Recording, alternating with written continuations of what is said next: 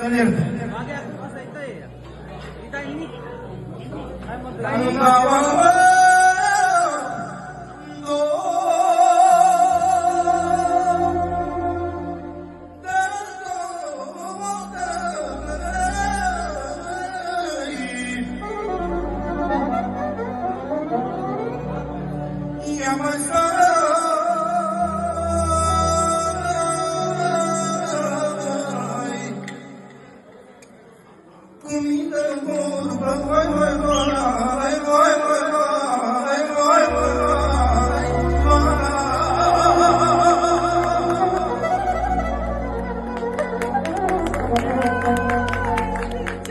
N-am cum să prezint eu ceva aiurea niciodată.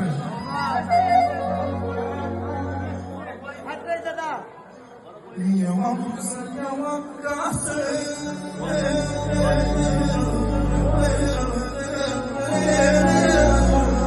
Auzi ce vreau să zic? Hai trece puțin. Dar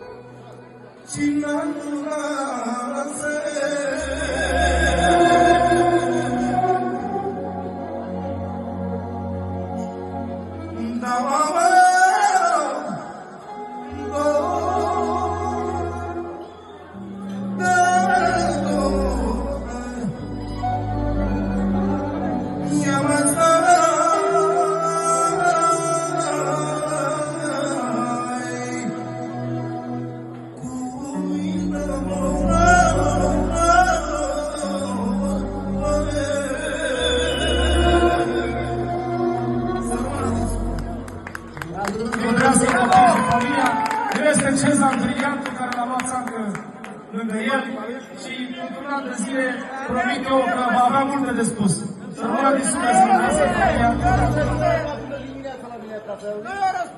Să vii și tu la 5 de dimineața cu dorată din par la 5 dimineața, Johnny, fratele meu. Hai!